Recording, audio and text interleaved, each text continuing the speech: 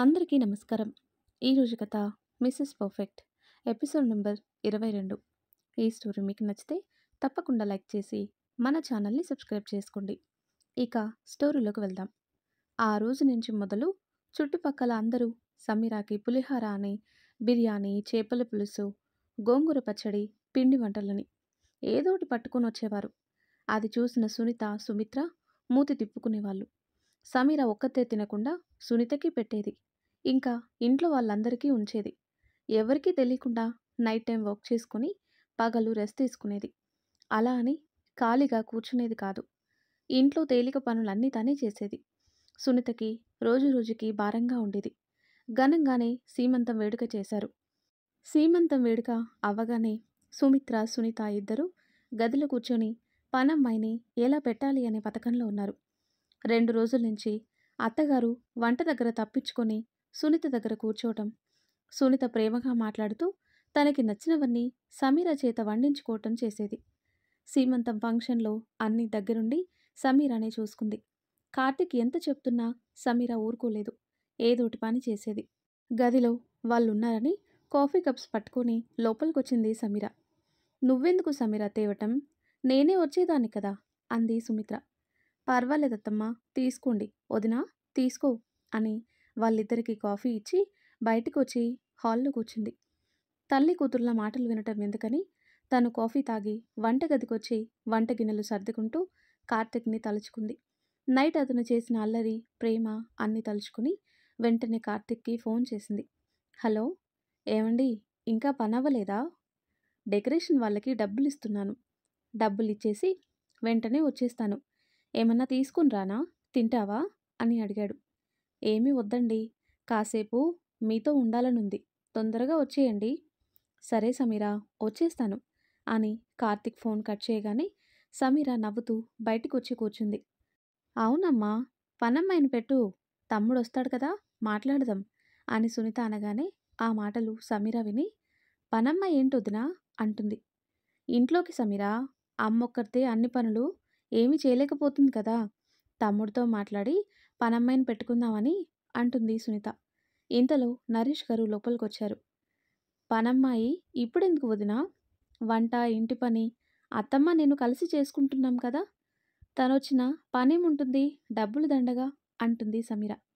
మా అమ్మ వయసుకొచ్చింది కదా, కడుపుతో ఉన్న నన్ను చూడాలంటే తనకి కష్టమే కదా, అందుకే పనమ్మాయిని పెట్టమంటున్నాను అంది సునీత. నాకు తెలుసు వదినా, కానీ ఇప్పుడెందుకని నా అభిప్రాయం అంతే. నీకు డెలివరీ అయితే అప్పుడు ఇంట్లో పనెక్కువ అవుతుంది. పైగా పుట్టే బేబీని అత్తమ్మే కదా చూసుకోవాలి. ఆ టైంలో పనమ్మాయిని పెడితే బాగుంటుందని వదినా, ఏమంటారు అత్తమ్మా అంటుంది సమీర. తల్లి కూతుర్లిద్దరూ ఏదో పథకం వేశారని నరేష్ గారు సమీర దగ్గరకొచ్చి, నువ్వు చెప్పింది కరెక్ట్ సమీరా, పనమ్మాయిని సునీత డెలివరీ అయ్యాక పెట్టుకుందాం అని నరేష్ గారు అనగానే సుమిత్ర, సునీత ఒకరి ముఖాలొకరు చూసుకున్నారు. ఏంటి నాన్న, మీరెప్పుడు కోడలి మాటకే సపోర్ట్ చేస్తారు, నా మాటకి సపోర్ట్ చేయరా అంది సునీత. ఎందుకు చేయనమ్మా, కానీ రోజు ఇంటి పని సమీర చేస్తుంది, అమ్మ వంట పని చేస్తుంది, ఇంకా బట్టలు బయట పని కూడా సమీరానే అన్నీ చేస్తుంది. మీ అమ్మ చేస్తుంది వంట మాత్రమే. ఇందులో ఎవరు అలసిపోతున్నారు, ఎవరు సుఖపడుతున్నారు సూటిగా అడిగాడు నరేష్. నాన్న అంటూ మాట్లాడలేదు సునీత. మీ అమ్మ మాటలు విని ఏ విషయంలోనూ తొందరపడి మాట్లాడకమ్మా, ఎందుకు చెప్తున్నానో అర్థం చేసుకో అని నరేష్ గారు అనగానే సుమిత్ర తట్టుకోలేకపోయింది. ఏంటండి మీరు, గత 2 వారాల నుంచి చూస్తున్నాను, మాట్లాడితే సమీరాకే సపోర్ట్ చేస్తున్నారు. అసలు ఇంటి పెద్ద నేనా తనా? ఉక్రోషంగా అడిగింది. అవునా అన్న, అమ్మ చెప్పిన దానికి నేను సపోర్ట్ చేస్తాను. నేను వచ్చిన దగ్గర నుంచి చూస్తున్నాను, ఎప్పుడు చూసినా మీరు సమీరాకే విలువిస్తారు కానీ మాకెందుకివ్వరు అని అడుగుతుంది. అమ్మా, తను ఏదైనా ఆలోచించి మాట్లాడుతుంది, అందుకే సపోర్ట్ చేస్తాను. అయినా పనమ్మాయిని పెడతాను అంటున్నాను కదా, ఇంకేంటి మీ బాధ అన్నారు నరేష్. మా మాటలు మీకు రుచించవు నాన్న, కోడలు మాటలే రుచిస్తాయి. 10 లక్షల కట్నం, 20 కాసుల బంగారం తెచ్చింది కదా, కాబట్టి ఈ ఇంట్లో ఆవిడదే రాజ్యం. కొంచెం కూడా నీకు తమ్ముడికి సిగ్గులేదు. తనేం చెప్తే అలానే తలాడిస్తారు అని విసురుగా లోపలికి వెళ్ళింది సునీత. కూతురు అన్న మాటకి తప్పేముంది, ఉన్నమాటే కదా అంది. అంటుంది సుమిత్ర. సుమిత్ర, నీ సంస్కారం అసలేమైందో? కూతురికి ఇలాంటి మాటలే నూరిపోస్తావా? ఏం పని చేస్తున్నావు నువ్వు? అన్ని పనులు తనే చేస్తుంది. రెస్ట్ కూడా తీసుకోవటం లేదు. సమీర కడుపులో ఉన్న బిడ్డ గురించి పట్టించుకోవా? అంటారు నరేష్ గారు. అంటే మీ ఉద్దేశం ఏంటండి? ఆవిడగారు కానే వరకు సేవలు చేయాలి అంటే నా వల్ల కాదు. పుట్టింటి వాళ్ళు ఎందుకున్నారు? కూతురు కడుపుతో ఉంది, తీసుకొని 2 రోజులు ఉంచుకొని చూసుకోవాలన్న జ్ఞానం వాళ్ళకి లేదా? అంటుంది సుమిత్ర. సుమిత్ర అంటూ కోపంగా చూశారు నరేష్ గారు. అప్పటికే సమీర కంట్లో నీళ్లు తిరిగాయి. బయట ఉన్న కార్తిక్ జరిగిన గొడవంతా చూస్తూనే ఉన్నాడు. ఏంటండి అరుస్తున్నారు? వండి పెట్టి అన్ని కాళ్ళ దగ్గరికే తెస్తున్నాను కదా, తినటానికి నొప్పేంటి మీ కోడలికి? హా? పుట్టింటి వాళ్ళకి కూతురుందో లేదో కూడా మర్చిపోయినట్టున్నారు. చాకిరి చేయాలంటే నేనెలా చేస్తాను? మాట్లాడితే కోడల్ని నెత్తినెక్కించుకోవటం కాదు, ఇలాంటి విషయాలు కూడా గమనించాలి మీరు అని సమీర వైపు చూసి, అమ్మ మహాతల్లి, ఏడవకు. నా మొగుడికి నా కొడుక్కి ఏ మందు పెట్టావో తెలీదు కానీ నీ మాటకే వాళ్ళు విలువిస్తారు. పైకి నంగనాచిలా నటిస్తూ పెట్టాల్సిన పుల్లలు బానే పెడుతున్నావు కదా, నిజంగానే నా ఉసురు తగులుతుంది నీకు అని సుమిత్ర అనగానే సమీర కంట్లో నీళ్లాగలేదు. కడుపుతో ఉన్న కోడల్ని ఏమనాలో తెలీదా అంటూ కోపంగా ముందుకొచ్చిన నరేష్ గారిని సమీర అడ్డుకుంది. ఇంకా చాలు మావయ్య, గొడవలెందుకు? అత్తమ్మ ఉన్నదున్నట్టు చెప్పింది, అందులో తప్పే ఉంది అని తన రూమ్కి వెళ్ళింది. అంతా విన్న కార్తిక్ తనలో తానే బాధపడ్డాడు. సరోజ గారు వస్తాను అంటే కార్తిక్నే వద్దు అన్నాడు. అందుకే సరోజ గారు రాలేదు. ఆ విషయం తలుచుకొని తనలో తానే బాధపడ్డాడు. కానీ తన తల్లి మనసులో ఉన్నది తెలుసుకుని ఎంత చేసినా వ్యర్థం అనుకొని లోపలికొచ్చాడు కార్తిక్. అందరూ కలిసి నన్నొక వెర్రిదాన్ని చేసి ఆట ఆడిస్తున్నారు. కోడలు ఎలా అంటే అలా తలాడిస్తూ ఉండండి, ఏదో ఒకరోజు కొంప ముంచుద్ది అని సుమిత్ర అనగానే ఈలోపు సమీర అరుపు గట్టిగా వినిపించటంతో కార్తిక్ కంగారుగా తన రూమ్కొచ్చి షాక్ అయ్యాడు. కింద పడుంది సమీర. అప్పటికే స్పృహ కోల్పోయింది. సమీరా, సమీరా అంటూ ఆమెపై నీళ్లు చల్లాడు. కానీ సమీర పలకలేదు. ఎందుకో భయం వేసింది కార్తిక్కి. ఏమైందిరా అంటూ కంగారుగా వచ్చారు నరేష్ గారు. నాన్న, తెలియటం లేదు, కానీ ఎందుకో భయంగా ఉంది. సమీర పలకటం లేదు అన్నాడు. ముందు హాస్పిటల్కి తీసుకొని వెళ్దాం పదా అని ఇద్దరు ఆగమేఘాల మీద సమీరాని హాస్పిటల్కి తీసుకొని వెళ్లారు. ఎందుకమ్మా అది అలా అరిచింది? ఇద్దరు తనని ఎక్కడికి తీసుకుని వెళ్లారు? బయటికి వస్తూ అడిగింది సునీత. తన వైపుకి తిప్పుకోటానికి మళ్ళీ ఏదో డ్రామా ఆడుతుందేమో. నువ్వురా ముందు, భోజనం పెడతాను అని కూతురికి వంట చేసి గోరుముద్దలు తినిపించింది. హాస్పిటల్కి వచ్చిన కార్తిక్, నరేష్ గారు సమీరాని స్ట్రెచర్ మీద లోపలికి తీసుకుని వచ్చారు. ముందుగానే డాక్టర్కి ఫోన్ చేయడంతో సమీరాకి వెంటనే ట్రీట్మెంట్ స్టార్ట్ చేశారు. 1 గంటకి డాక్టర్ బయటికి రావడంతో కార్తిక్ కంగారుగా, డాక్టర్, ఎలా ఉంది సమీరాకి? సారీ కార్తిక్, తనకి అబోర్షన్ అయింది. వాట్? కార్తిక్తో పాటు నరేష్ గారు అరిచారు. అవును కార్తిక్, తనని మీరు జాగ్రత్తగా చూసుకోలేదా? ఎందుకు ఇలా జరిగింది? చెప్పాను కదా, తనకి 2 నెలలు ఫుల్ రెస్ట్ అవసరమని. ఇప్పుడైనా తనని జాగ్రత్తగా చూసుకోండి. నేను చెప్పాల్సింది చెప్పాను. తనకి ఈ విషయం మెల్లగా చెప్పు. అంతేకాదు, చాలా బ్లడ్ పోయింది. మనిషి కూడా చాలా వీక్గా ఉంది. నాకు తెలిసి తను పనులు ఎక్కువ చేసిందనిపిస్తుంది.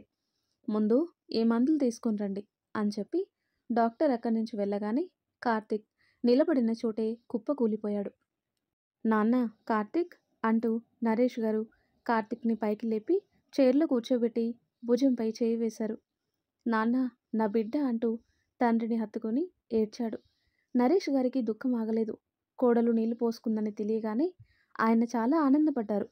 అలాంటిది ఇలా జరిగేసరికి ఆయనకి మైండ్ పనిచేయలేదు. రే, ఎందుకురా చిన్నపిల్లాట్లా ఏడుస్తావు? ముందు కాస్త వాటర్ తాగు అని కార్తిక్కి వాటర్ పట్టించి పక్కన కూర్చున్నారు. ఎందుకో కార్తిక్ ముఖం చూడాలంటేనే భయం వేసింది నరేష్ గారికి. సార్ అంటూ నర్సు వచ్చింది. చెప్పండమ్మా అన్నారు నరేష్ గారు. మీ కోడల్ని రూమ్కి షిఫ్ట్ చేశాం. 1 గంట తర్వాత స్పృహ వస్తుంది అని నరేష్ గారి చేతిలో బిల్ పేపర్ పెట్టి వెళ్ళింది. నాన్న, పద సమీర దగ్గరికి వెళ్దాం. నాన్న, నా మాట విను నాన్న, పద అని కార్తిక్ చేతిని పట్టుకొని రూమ్కి తీసుకొని వచ్చారు. బెడ్ మీద అచేతనంగా పడుకొని ఉన్న సమీరాని చూడగానే కార్తిక్తో పాటు నరేష్ గారికి దుఃఖం ఆగలేదు. డైలీ ప్రతిరోజు పడుకునే ముందు నాకు అమ్మాయి కావాలి, అచ్చం మా ఆయనలా ఉండాలి అని ఆమె మాట్లాడిన మాటలు తలుచుకొని తనలో తానే బాధపడ్డాడు కార్తీక్. నువ్విక్కడే కూర్చోనన్నా, మందులు తీసుకొనొస్తాను అని నరేష్ గారు బయటికి వెళ్ళాడు. సమీర చేతిని పట్టుకొని బాధపడ్డాడు కార్తీక్. నన్ను క్షమించరా, మన బిడ్డని కాపాడలేకపోయాను అని తనలో తానే వెక్కి వెక్కి చిన్న పిల్లాడిలా ఏడ్చాడు. కార్తీక్ అంతలా బాధపడటానికి కారణం తను తండ్రి కాబోతున్న విషయం సమీర చెప్పగానే ఆ ఆనందం ఎంతలా అనుభవించాడో అతనికే తెలుసు. ఈ రోజున బేబీ లేదు అన్న విషయం తెలియగానే నరక యాతన చూస్తున్నాడు. మందులు తీసుకొని బిల్ అవి కట్టి లోపలికొచ్చారు నరేష్ గారు. కార్తీక్, నాన్న, ముందు విషయం మీ అత్తయ్య మామయ్యకి ఫోన్ చేసి చెప్పరా. ఈ టైంలో సమీరాకి నీ ప్రేమ, తల్లి ఓదార్పు అవసరం. ఎలా చెప్పను నాన్న వాళ్ళకి? చెప్పినా వాళ్ళు ఏమనుకుంటారు? నా కూతుర్ని సరిగ్గా చూసుకోలేదా అని నన్నే కదా నాన్న చివాట్లు పెట్టేది అంటాడు కార్తీక్. బాధపడకురా, సమీరాని మాత్రం ఇంటికి తీసుకుని వెళ్ళొద్దు. లేదంటే తనని ఎవరూ చూసే దిక్కుండదు. మీ అమ్మ తనకి అత్తగారిలానే ఉంటుంది కానీ అమ్మైతే కాలేదురా అంటారు. అదైతే నిజమే నాన్న, అంతా ఇది చేసుకున్న పాపం అని సమీర చేతిని పట్టుకున్నాడు. నర్సు వచ్చి ఇంజెక్షన్ వేసి వెళ్ళింది. సమీరాకి ఎప్పుడు మెలకువ వస్తుందా అని నరేష్ గారు బయట కూర్చుంటే కార్తీక్ లోపలే ఉన్నాడు. ఆ తర్వాత కట్ చేస్తే, అమ్మా, టైం 9 అయినా వాళ్ళింకా రాలేదేంటమ్మా? టీవీ చూస్తూ అడిగింది సునీత. వస్తారు, ఎక్కడికి పోతారు? ఎంత రాత్రైనా కొంపకే కదా చేరాలి. మహాతల్లి, వాళ్ళకి మళ్ళీ ఏం నూరు పోస్తుందో మాటల మాంత్రికురాలు అంది సుమిత్ర. అదైతే నిజమే అమ్మా, కానీ నువ్వు చాలా తెలివైన దానివి. ఈ 2 వారాలు కాళ్ళ నొప్పులు, ఒళ్ళు నొప్పులు అని నటించి దాని చేత పని చేయించేదానివి. ఏది ఏమైనా నీ దగ్గర చాలా టాలెంట్ ఉందమ్మా అంటుంది సునీత. హా, మరెవరు చేస్తారు ఆవిడ గారికి చాకిరీ? ఆ మాత్రం చేయించకపోతే మొత్తానికి తిన్న ప్లేట్ కూడా తీయకుండా నా చేత తీయిస్తుంది. అందుకే కదా నీ సీమంతం ఫంక్షన్ పనులు ఇంటి కోడలుగా నువ్వన్నీ దగ్గరుండి చూసుకోమ్మా అన్నాను. అవునమ్మా, ఒక్క చేత్తో అందరినీ చక్కబెట్టింది. అదే నాకైతే నీరసం వచ్చేది అంటుంది సునీత.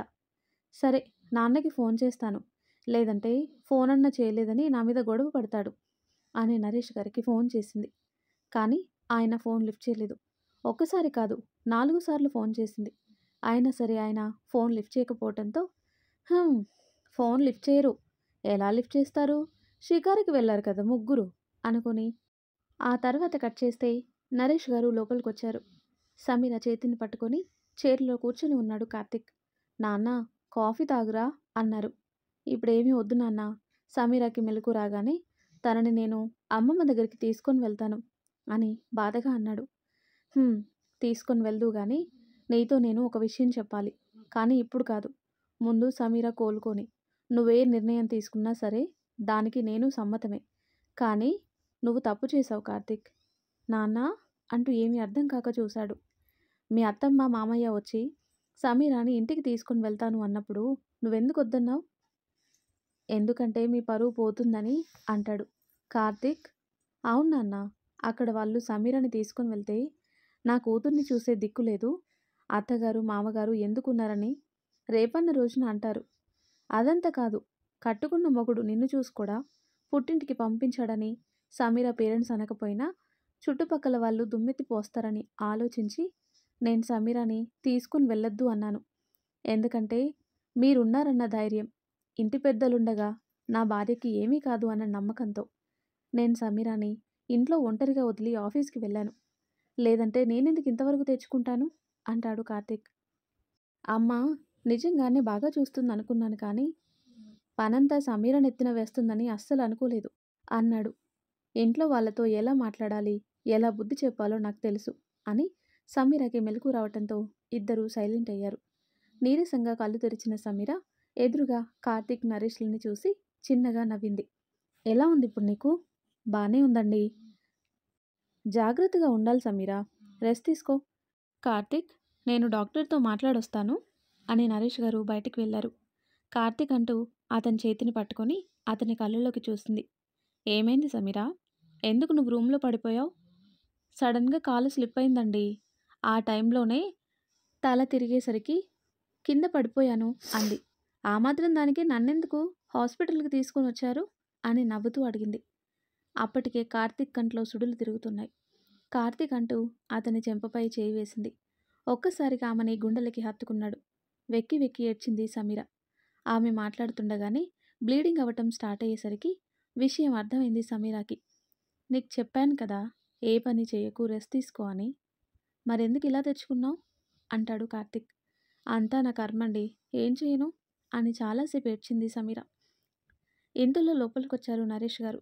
కొడుకు కోడల్ని ఆ పరిస్థితుల్లో చూడగానే ఆయనకి దుఃఖం ఆగలేదు. రే, ఏంట్రా ఇది? నా వల్ల కావటం లేదు నాన్న, ఏం చేయను అంటాడు కార్తీక్. మావయ్య అంటూ సమీర ఏం మాట్లాడలేకపోయింది. రే, ఊరుకోండి, దేవుడు అంతకు మించిన మరింత బహుమానం ఇస్తాడు. ఆలస్యమైనా మీ ఇద్దరికి వాడినంటి బిడ్డనిస్తాడ్రా అంటారు. కానీ మావయ్య అంటుంది సమీర. ఏడవకు తల్లి అని నరేష్ సమీరాని ఓదార్చారు. 1 గంట వరకు సమీరాని హాస్పిటల్లో ఉంచి డాక్టర్ వచ్చి చూసి చెక్ చేసి, బాగా వీక్గా ఉంది కార్తీక్, ఈ నైట్ అంతా సెలైన్ పెట్టి మార్నింగ్ డిశ్చార్జ్ చేస్తాను అని నర్సుకి సెలైన్ పెట్టమని నర్స్కి చెప్పి డాక్టర్ గారు వెళ్ళారు. కార్తీక్, టిఫిన్ తీసుకొని వస్తాను, మీరు రెస్ట్ తీసుకోండి. నాకేమీ వద్దు నాన్న. అలా అనకురా, తినాలి, నైట్ ఉండాలి కదా. ఏమైందని తినటం మానేయటం అని నరేష్ గారు బయటికి వెళ్ళి కాఫీ, పాలు, టిఫిన్ పార్సల్ చేయించి తీసుకొని వెళ్ళారు. సమీర ఏమీ తినలేదు, కనీసం పాలు కూడా తాగలేదు. కార్తీక్ కాఫీ తాగి చైర్లో కూర్చున్నాడు. నరేష్ గారికి ఏమీ తినబుద్ధి కాలేదు. ఆ తర్వాత కట్ చేస్తే మరుసటి రోజు ఇంట్లో పూజ చేసుకొని పట్టుచీర కట్టుకొని సునీతకి ఇష్టమైన ఇడ్లీ, కొబ్బరి చట్నీ చేసి డైనింగ్ హాల్ మీద పెట్టింది. అమ్మా, టిఫిన్ అయిందా? ఏంటో 2 రోజుల నుంచి ఆకలి బాగా ఎక్కువేస్తుందమ్మా అంటుంది.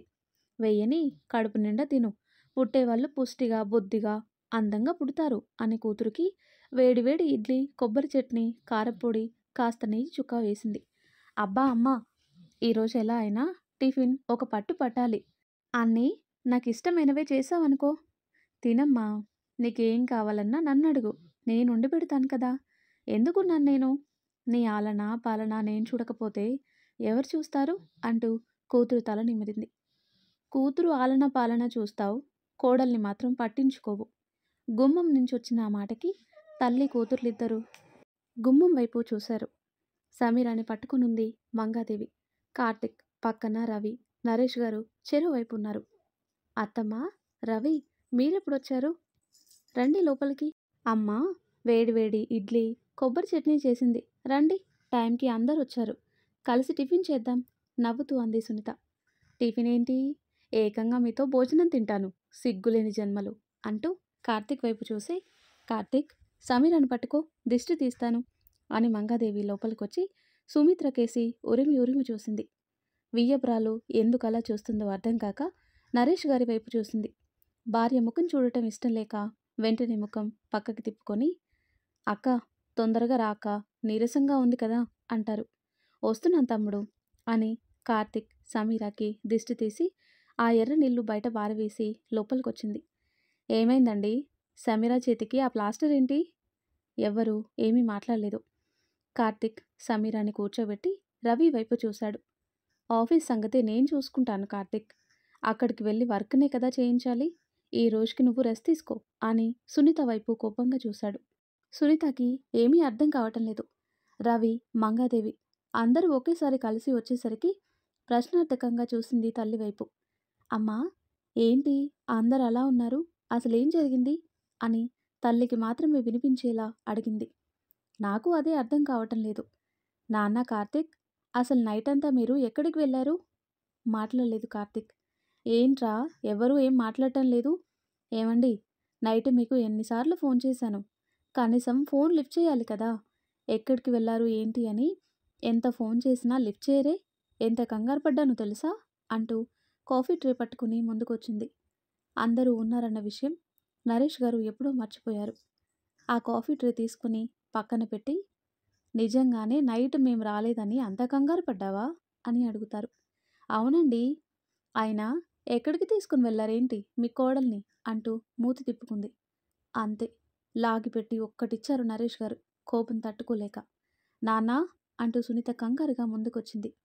నువ్వు మధ్యలోకి రాకు సునీత, వచ్చావంటే నువ్వు కడుపుతో ఉన్నావన్న విషయం మర్చిపోయి నీ మీద నేను చేయి చేసుకోవాల్సొస్తుంది. అర్థమైందా? గంభీరంగా వచ్చింది నరేష్ గారి మాట. నాన్న అంటుంది సునీత. ఈ ఇంట్లో నువ్వు, మీ అమ్మ చేసిన పనికి ఒక ప్రాణం పోయింది తెలుసా? ఆయన మాటల్లో ఎక్కడలేని ఆవేదన. అసలు మీరేం మాట్లాడుతున్నారండి? అంటుంది సుమిత్ర. ఎందుకే సమీర అంటే అంత కోపం నీకు? నీకు మరీ మరీ చెప్పాను కదా కోడలికి ఏ పని చెప్పకు అని. మరెందుకు ఈ 2 వారాలు తన చేత పనులు చేయించావు? నువ్వు చేసిన పనికి సమీరకి అబార్షన్ అయింది అని ఆయన బాధగా అనగానే తల్లి కూతుర్లిద్దరూ షాక్ అయ్యారు. అబార్షన్ ఏంటండి? కంగారుగా అడిగింది సమీర కేసి చూసి. సమీర, కార్తీక్ ఏమీ మాట్లాడలేదు. మౌనంగా శూన్యంలో చూస్తున్నారు. అవును. ఎందుకు నువ్వు తనని జాగ్రత్తగా చూసుకోలేదు? ఇప్పుడు వాళ్ళ అమ్మా నాన్నకి ఏమని సమాధానం చెప్తావు? అసలు నాకు తెలియక అడుగుతున్నాను. సమీర ఇంటి కోడలుగా బాధ్యతగా ఉండటం లేదా? చెప్పు ముక్కుసూటిగా అడిగారు. సుమిత్ర వెన్నులో వణుకు మొదలైంది. పని చేస్తుంది కదా అని పనులన్నీ కోడలి నెత్తిన వేసినందుకు ఇప్పుడు శిక్ష అనుభవించే టైం అనుకుంది. చెప్పు, తను ఇంటి కోడలిగా బాధ్యతగా ఉండటం లేదా? ఉంటుందండి అంటుంది. సునీత నీళ్లు పోసుకుందని తెలియగానే కనీసం నువ్వు పట్టించుకోలేదు. 5వ నెల వచ్చే వరకు నీ కొడుకు, కోడలే తనని జాగ్రత్తగా చూసుకున్నారు. నువ్వే రోజైనా తనని పట్టించుకోలేదు. ఎందుకంటే అక్కడ అత్తగారు, మొగుడు ఎందుకున్నారని మంగాదేవి అక్క సునీతని కూతురు కన్నా ఎక్కువగా చూసుకుంది. ఆ చూపు చూసే నువ్వు సునీతని పెద్ద లెక్క చేయలేదు. మరి వాళ్ళు చూసినట్టు నువ్వెందుకు కోడలిని చూడలేదు? నేనెందుకు చూడలేదండి టైంకి అన్నీ అంటూ ఉంటే, ఆపింక నీ నక్క నాటకాలు, అతి తెలివి నా దగ్గర ప్రదర్శించకు. భూమి మీదికి రాకుండానే ఇంటి వంశాన్ని చంపేసిన రాక్షసివే నువ్వు. నీ గోలకే తనకి ఇలా జరిగింది. లేదంటే అంటూ నరేష్ గారు ఆగిపోయారు. అతని గొంతు మూగబోయింది. కారణం? కార్తిక్ తన తండ్రి వైపు విరక్తిగా చూశాడు. ఎందుకు నాన్న గొడవ చేస్తున్నావు? ఇప్పుడేమైందని గొడవ చేస్తున్నావు? నా బిడ్డ చనిపోయింది అంతే కదా సింపుల్గా అన్నాడు. ఆ మాటకి సమీరాకి దుఃఖం ఆగలేదు. నా భార్య ఈ ఇంటి కోడలు కాదు నాన్న. నువ్వు మా తరఫున ఫైట్ చేయటానికి ఈ ఇంటి పని మనిషి అన్నాడు. నాన్న అంటూ సుమిత్ర ముందుకు రాబోతుంటే, వద్దమ్మా, నువ్వింకా ప్రేమ చూపించింది చాలు. ఇక్కడే ఉంటే నా భార్య చనిపోయినా ఎవ్వరూ ఆశ్చర్యపోక్కర్లేదు. అంతలా నువ్వు నీ బుద్ధి చూపించుకున్నావు. ఏ అమ్మా, నీ కూతురు లాంటిదే కదా నా భార్య. ఎందుకు నీకు నచ్చటం లేదు? ఇంట్లో తనకి మంచి పేరు ఉంటుందనా? లేదంటే ఎక్కడైతే కుటుంబాన్ని విడదీస్తుందనా? తను ముందు నుంచి నీకు ఇష్టం లేదు. చివరికి నన్ను, అక్కను కూడా వేరుగా చూస్తున్నావు. నీకు అక్క ఎక్కువ. నేనెలా అయినా బ్రతికేస్తాను అన్న ధీమా, అత్తింటి వాళ్ళు పెడతారన్న భావన. ఏ అమ్మా, నేను నీ కడుపున పుట్టలేదా అని అడుగుతాడు కార్తిక్. కార్తిక్ మాటలకి అక్కడున్న అందరికీ బాధ కలిగింది. నేను, నాన్న ఉంటేనే నా భార్యని చూస్తావు, లేకపోతే లేదు, అవునా? నేనెందుకు నీ భార్యను చూడలేదురా అంటుంది సుమిత్ర. నీకు తెలియటం లేదు. తినే కావాలని కడుపు పోగొట్టుకొని ఇప్పుడు ఆ నిందని మన మీద వేస్తుంది అని కోపంగా అంది సునీత. అంతే, రవి ముందుకొచ్చి సునీతని కొట్టాడు. రవి, నోరు ముయ్యవే. ఛీ, నిన్ను చంపేయాలన్నంత కోపంగా ఉంది. ఇక్కడే ఉంటే నువ్వు కూడా మీ అమ్మలానే కడుపులో ఉన్న ప్రాణాలు తీసేలా ఉన్నావు. మనిషివేనా నువ్వు? ఏమండి, కడుపుతో ఉన్నావని కూడా ఆలోచించను. నీ నోటి నుంచి ఇంకొక మాట వచ్చినా సరే నరికేస్తాను అన్నాడు రవి. అల్లుడు, నా కూతురు కడుపుతో ఉంది. ఆ విషయం మర్చిపోయావా అంటుంది సుమిత్ర. మిమ్మల్ని కొట్టలేదు, సంతోషించండి అన్నాడు రవి. విస్తుపోయింది సుమిత్ర. నా బామ్మర్దికున్నంత మంచితనం నా దగ్గర లేదు. కోడలనొకలా, కూతుర్నొకలా చూసి చివరికి ఒక పసి ప్రాణాన్ని చంపేశారు. ఆ పాపం ఊరికే పోదు. కాస్తైన మనిషికి మానవత్వం అనేది ఉండాలి. అది మీకు లేదు. నా పెళ్ళాన్ని ఇక్కడే ఉంచితే మీలానే వచ్చే కోడల్ని మాటలతో హింసిస్తుంది. అందుకే పురుడు కూడా నేనే చేసుకుంటాను, కానీ ఇక్కడ మాత్రం ఉంచను. రవి మాటలకి సునీత బిగుసుకుపోయింది. ఇప్పుడైనా నీ మనసు మార్చుకో కార్తిక్. సమీరాని ఇక్కడే ఉంచితే చంపినా చంపుతారు. ఏం చేయను బావా, కన్న తల్లిని ఏమీ అనలేకపోతున్నాను. అందుకే నా భార్యను తీసుకుని ఎక్కడికైనా దూరంగా వెళ్ళిపోతాను అని కార్తిక్ అనగానే సమీర షాక్ అయింది. కార్తిక్ అంటూ ముందుకొచ్చింది మంగాదేవి. అవునత్తమ్మా, ఎందుకిక్కడ? నేనెంత చేసినా, ఎంతలా పెట్టుబడులు పెట్టినా నా భార్యని చూడలేని మా అమ్మ దగ్గర రేపన్న రోజున పుట్టే పిల్లల్ని నేను చంపుకోలేను. దెబ్బ రుచి చూసి కూడా ఇక్కడే సమీరాని ఉంచితే ఆ పాపం నాది అన్నాడు. కొడుకు మాటలకి సుమిత్ర బాధపడింది. ఏంట్రా, నేనంత కసాయిదానిలా కనబడుతున్నానా? అందరిష్టం వచ్చినట్టు మాట్లాడుతున్నారు అంటుంది. నువ్వు చేసిన పని అలాంటిదమ్మా. కార్తీక్ అని కోపంగా అరిచింది సుమిత్ర. చెప్పమ్మా, ఎందుకు అరుస్తున్నావు? నీ వల్ల కదా నా బిడ్డ చనిపోయింది. గంభీరంగా వచ్చింది కార్తీక్ గొంతు. నా వల్ల ఎందుకు చనిపోతుంది కార్తీక్? నీ భార్యకి ఏం తక్కువ చేశాను? వండి పెట్టలేదనా అంటుంది సుమిత్ర. ఎన్ని రోజులు? సూటిగా వచ్చింది ఆ ప్రశ్న. సుమిత్ర మాట్లాడలేదు. చెప్పమ్మా, ఎన్ని రోజులు? మహా అయితే 3 రోజులు. ఈలోపు అక్క రాగానే ఇద్దరూ కలిసి పనంతా దాన్నెత్తిన వేశారు, అవునా? పని పని పని, అసలేం పని? వంట చేయటం, ఇంటి పని, బయట పని. అదే కదా. ఆ మాత్రం దానికి కడుపెందుకు పోతుంది? తనలో ఏదో లోపం ఉంది, అందుకే ఇంటి వారసత్వం బయటికి రాకుండానే అని తను మాట్లాడుతుండగానే ఆపమ్మా అని కోపంగా అరిచాడు కార్తీక్. సుమిత్ర ఏమీ మాట్లాడలేదు. కొడుకు వైపు అలానే చూసింది, లోపల రగిలిపోతూ. అత్తమ్మ, ఇట్రండి అని మంగాదేవిని పిలిచి, మా అక్క కడుపుతో ఉంది కదా, మీ ఇంట్లో ఏం చేసింది అని అడుగుతాడు. కార్తీక్, గొడవెందుకు చెప్పు, ముందు మీరు. అత్తమ్మ ప్లీజ్ అన్నాడు కార్తీక్. హుమ్. తను మంచంపై కూర్చోవటం, ఫుడ్ టైంకి బయటికి రావటం, తినేసి వెళ్ళిపోవటం, చేయాలి అనిపిస్తే వచ్చిన చుట్టాలకి జ్యూసులు ఇవ్వటం, అంతే. ఇప్పటి వరకు మీ అక్క వంటగదిలోకి రాలేదు. ఆ ముక్క బొమ్మలా నిలబడి చూస్తున్నా మీ అక్కను అడుగురా అంది మంగాదేవి. మాట్లాడలేదు సునీత. కార్తీక్ కోపంగా ముందుకొచ్చి, నువ్వు మంచంపై కూర్చొని అత్తగారి చేత స్నానానికి వేడి నీళ్ళతో పాటు సేవలు చేయించుకున్నావు. కానీ నీ పుట్టింట్లోకొచ్చిన ఈ ఇంటి కోడలు నీ ఎదురుగా రెస్ట్ తీసుకోకూడదు, మొగుడికి కారు కొనకూడదు, తల్లిదండ్రులు సంపాదించిందంతా నీకే పెట్టాలి. ఇది నీ బుద్ధి, అవునా అంటాడు. ఏ అక్క, సమీర కూడా నీలాంటి ఆడదే కదా. కడుపుతో ఉన్నప్పుడు ఎలా ఉండాలో నీకు తెలుసు కదా. మరి ఎందుకక్క అమ్మతో ఎక్కడైతే అమ్మ నీకు సేవలు చేయదు అని తెలివిగా పనమ్మాయిని పెట్టి జీతం కూడా నా చేత ఇప్పించేలా పుల్లలు పెట్టావు, అవునా? సునీత ఏం మాట్లాడలేదు. మీకేమన్నా కావలిస్తే నా భార్య అన్నీ వండి పెట్టాలి.